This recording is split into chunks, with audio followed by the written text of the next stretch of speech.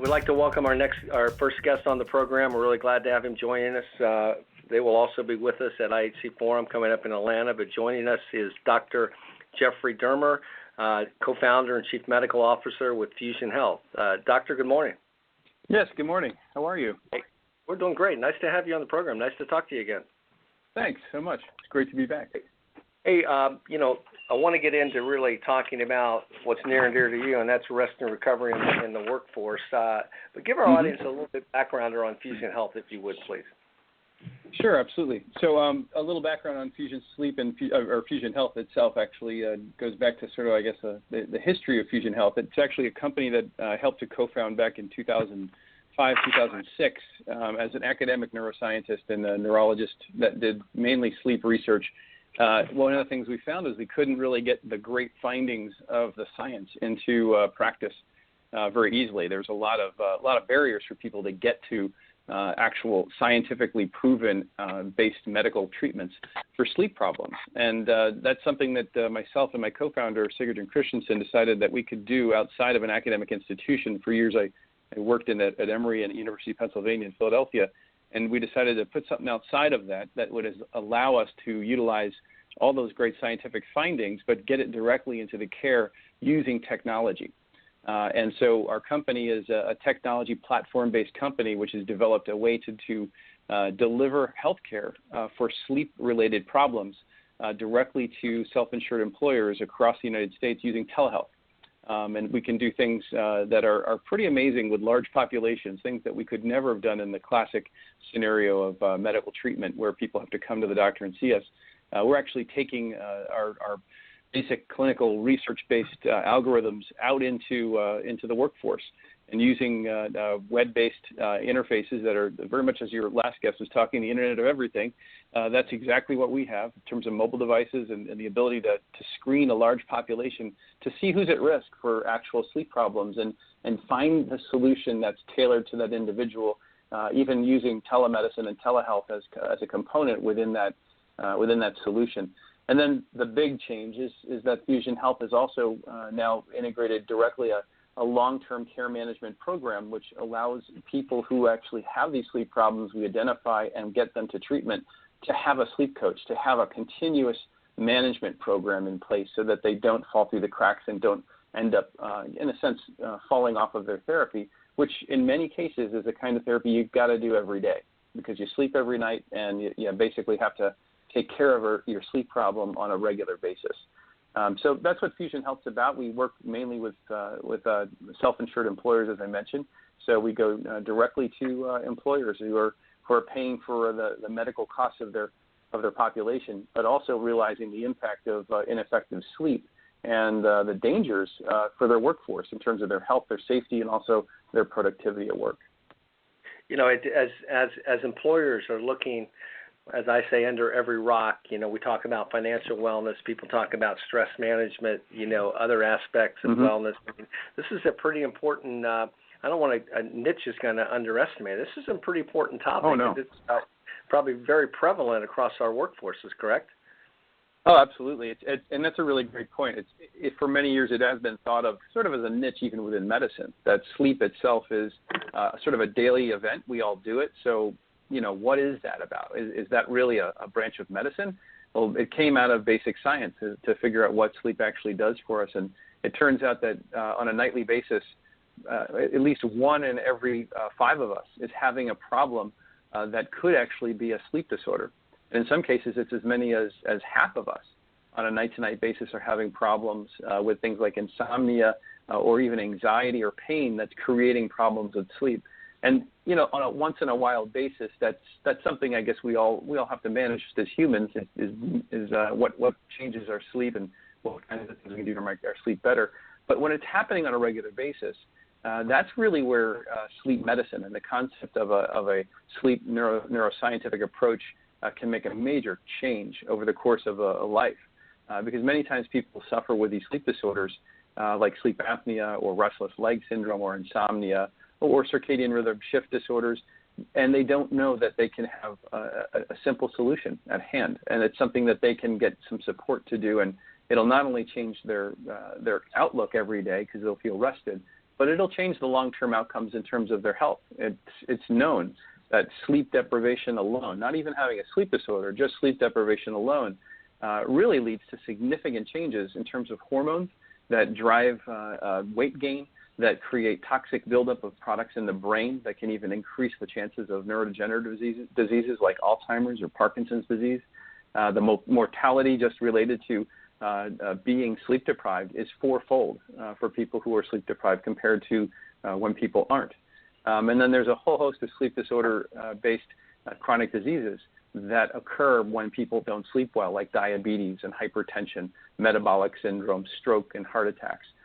These are all things that happen in much higher frequency within a population that's sleep deprived. And then if you add on top of that a sleep disorder like sleep apnea, it just mounts even further.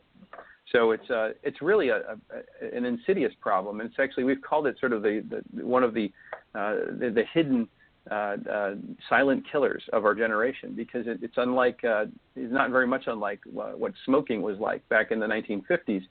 Doctors would, if you ever watch any of the old shows, the doctors were actually smoking a cigarette while the patient was sitting with them. That's because we didn't understand the dramatic impact that tobacco has on health. And that's something that has changed dramatically over the last 50 years. But that's really where we are with sleep. We don't regard sleep in a way that is understood as things like smoking or exercise and diet. But what we know from the research is that it's absolutely as important or more important than any of those other factors in terms of a long-term benefit for an individual in terms of their health. It's a very prevalent issue. It's sometimes completely undiagnosed and unknown. In fact, what we know from the diagnosis literature on sleep apnea in particular is that around 80% of people who have sleep apnea, and this is about 20% of the population, 80% of those people don't know they have it. And they've been walking around with it for up to a decade often before they're even identified. And that decade they've been creating chronic disease in their body and their brain, which could have been avoided if they'd gotten some help up front. And that's the reason for our programs. That's the reason for going into a population rather than waiting for them to come to us. And to an employer, I think most employers want to take care of their employees and provide programs that help care for their employees. But when you move beyond that, this is a direct impact on not just healthcare costs from the chronic conditions that can spur up from sleep deprivation, but it's a big impact on productivity and absenteeism. Correct? Oh, sure. Oh, absolutely. And there's some areas that have been really well researched in terms of the effect on productivity, like truck drivers and airline pilots and air traffic controllers, and those groups that actually have to have they're in safety critical positions where awareness and attention are the first to be affected, right? But those research studies are now, they're well known, but the thing is we've always thought, maybe it just affects attention and awareness. Well, there's a lot of new research now that's showing, and this is something that Harvard has spearheaded, as well as the McKinsey group, which does a lot of research around organizational behavior. And McKinsey actually just published a newer version of their other research from 2010, looking at the price of fatigue that we pay in the workforce. And what they found is really intriguing, because there's a link not just between sleep deficiency or sleep deprivation and problems with alertness and attention and safety critical positions, but also specifically related to effective leadership within an organization. Because it turns out the part of the brain that requires sleep more than anything else in humans is the frontal lobes. And the frontal lobes in us are what really make us humans compared to our ancestors, our cousins. And those frontal lobes are what's responsible for executive function, things like creativity, learning, memory, decision-making, attention and concentration, and all those relationships that you build across your day in terms of holding concepts in mind while you do other things. Well, those are exquisitely impaired when people are sleep deprived. And a number of studies that McKinsey actually did one themselves and organized a large meta-analysis on others, showed that sleep deprivation in the workforce, especially for managers and higher level executives, is as bad as it is within any other part of the population of workforce. In fact, it's almost half of that population is sleep deprived on a daily basis. And working sleep deprived means that they're not getting the creativity and problem-solving ability and decision-making ability that they normally would have. So this is something that affects organizations without them even knowing it, right to the top of their decision-making population, right to the top of the people that are actually helping to guide and steer the ship for large organizations. And there are some business leaders like Arianna Huffington who have stepped up and actually written books, and she has a new book that's going to be coming out, I think, in April, about the effectiveness in terms of executive leadership, decision-making, and all of these other components that are related to sleep deprivation in the workforce, and how she actually has a personal story that made a big difference in her abilities as a business leader that are all related to her sleep deprivation. And for years, she was sleep deprived and not functioning, and now she's found that actually getting extra sleep and doing less daytime hours actually has improved her workforce, has improved her and also those others that she works with. So I think that's a real telling sign that now we have business leaders who understand the neuroscience and who are applying these neuroscientific principles to their organizations. Yeah, very interesting stuff. Ron, do you have any? Yeah, I think this is fantastic stuff, Dr. Durmer. I'm both fascinated and excited by, you bring a lot of passion to this. IHC is typically known as an organization, especially at our meetings, that are bringing leading-edge ideas. And one of the themes that in May I know that's coming through is how are we growing from what some would call wellness to well-being. It seems to me this is very much a part of that evolution, as an idea of how you take care of somebody's well-being, although we haven't fully defined all those terms yet as we evolve in these areas. It seems to be a great new area that people really hadn't thought about. And with regards to that, this whole idea of something maybe people have never really heard about, or maybe they heard the term and don't understand it, could you explain what a circadian rhythm is? And is there any reality to the idea that some of us are morning people and some of us are night people, and our sleep patterns ought to be related somehow to what our body naturally is telling us? Absolutely. And actually, let me just quickly comment on your first point about wellness versus well-being, because I think that's a very important point. The concept of wellness, as we've always used it, is really about health. It's about your ability to be well and keeping yourself healthy. And one of the things that well-being and that concept of well-being is really it's transitioning our thought process is around not just wellness and health-based wellness, which is very exercise, diet dependent in a sense, but now it's about vitality. It's about quality of life and a long-term outlook in terms of the ability of the workforce, or you as an individual in the workforce, performing at your best for as many years as possible. And that well-being, that sense of financial well-being, social well-being, all those other components are exquisitely related to someone who's well-rested. It turns out as soon as you sleep deprive someone, you lose a lot of those well-being qualities, moodiness, anxiety, all of those components start to creep into a life. And for somebody to be able to show grit and ability to get through hard times, it really is about having healthy sleep as a foundation, just as much as or more than healthy eating and healthy exercise. So I think it's a great point that there's a little bit of a mind shift happening now as we move towards well-being. And now I'll transition into your other question about circadian rhythm. The concept of well-being and the concept that you have to look at the larger picture and long-term outcomes is also looking at the biology.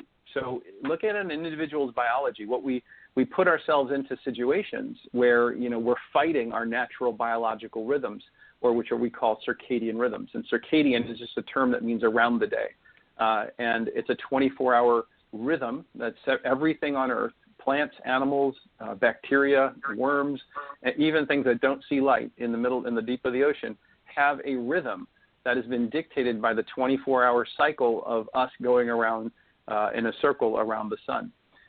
And that circadian rhythm is dependent on the light that has been here as long as we've been here, but also it's something that's been internalized into our central nervous system. So every being, every life form has a clock that activates for wakefulness and it deactivates for sleep, or a quiescent period in some animals. That's something that is directly associated with the brain and the central nervous system. So we as human beings have that rhythm. So we can take a person and put them into a dark room, with a light switch for a week and say, turn the light on when you think it's daytime and do your daytime activity, and then turn it off and go to sleep when you think it's sleep time. And they'll stay on it pretty close to a 24-hour rhythm, just like they would with the light. They'll run at their own rhythm, and some people are a little longer, and most people are a little longer than 24 hours. So they'll start to sleep a little bit later and wake a little bit later day after day, but they'll maintain that rhythm because it's intrinsic, it's in the person. So if you take a person that has this rhythm, we all have this rhythm, and we say, okay, we're going to shift you to night work and move you to a typical night shift hours from midnight to 8 o'clock. That means that we're just telling the central nervous system and the body that we want you to be awake during the time when your body's clock is turned off. And that's a very difficult thing to do. In fact, if you look at the studies of people who are on shift work plans, they tend to be much more at risk for heart disease, much higher risk for obesity, metabolic syndrome, vascular disease, accidents, moodiness, depression, anxiety. All of those are much higher within that population because they're pushing against their natural circadian clock. Now, that's not to say that everybody has the same reaction. There are some people, as you were mentioning, who are a little bit more like morning larks, and there are some people who are a little bit more like night owls. And the night owls are those people that their internal circadian rhythm is a little longer. So as mentioning before, most people are a little longer than 24 hours in terms of their natural rhythm. Well, it turns out people with what we call delayed sleep phase syndrome, which is where they have a much longer circadian rhythm, can be as long as 25 or 26 hours, meaning that they really don't get sleepy until around 12 midnight, 1 o'clock, 2 o'clock in the morning. That's their natural rhythm for feeling sleepy. And that also means that they naturally don't wake up until 10 o'clock in the morning, 11 o'clock in the morning. Everybody calls them teenagers. That's a different issue. But that's something that, and it is true. The teenagers go through a natural adolescent delay. So all our teenagers go through a circadian delay, which is unfortunately their biology, and our high schools haven't caught up to it always. But that's something that's under change as well. But that delay is something that is definitely familial. It's genetic. It's something you inherit. There have been lots of studies showing that. And just like that, there is also an advanced group of people that have a shorter circadian rhythm, and these folks get tired around 7 o'clock at night, 8 o'clock at night. They're in bed, and they wake up sometimes as early as 3 or 4 in the morning. So that can be a real problem for somebody who has a night shift work. If they're a day person with that early rhythm. So one of the things that's really important, and this is something that we designed into our programs at Fusion Health, is understand what is the individual's propensity for morningness or eveningness. And there are actually biological assays you can do for melatonin levels and temperature. There are also validated clinical inventories that can help us to understand if you fall into that small group of the population that's very delayed or very advanced. Because most of us fall into that big bell-shaped curve middle portion. Probably around 75% of us to 80% of us fall into the average. So we can be a little more evening or a little more morning, but we're pretty much in that flexible middle period. But there are groups that are on the outside that we certainly want to enhance their wakefulness by helping them find a shift that works best for them. Hey, Jeff, this is a great topic, and I love your passion about this. We're up at the end of this segment, and we'll have to have you on again to continue this. And I want to remind our audience that Fusion Health will be with us at the May event. So if you want to learn more from Jeff and his team, you can come and see them at IHC Forum and Expo May 24th through 26th in Atlanta. Let our audience know that's listening right now how they can get in touch with you, Jeff, if you would, please. Absolutely. Well, aside from meeting us at the IHC, which we're really excited to be there for, and also ask us questions because we're there for all different groups. You can always go to our website. It's www.fusionhealth.com. And on the FusionHealth.com website, you can even take a series of questions about your own workforce. You can actually go through a calculator that will help you understand the cost of fatigue and sleep problems that may be based on your industry occurring within your company. So we'd be happy to answer more questions. You can always get in contact with one of our group through the website as well. Just go to www.fusionhealth.com. Jeff, thank you so much for joining us and taking time out of your day. Very interesting topic, and we'll pick up this discussion again, and we'll see you soon here in Atlanta. Enjoy your weekend. You bet. Thanks so much for the opportunity. Take care. Thank you, Jeff.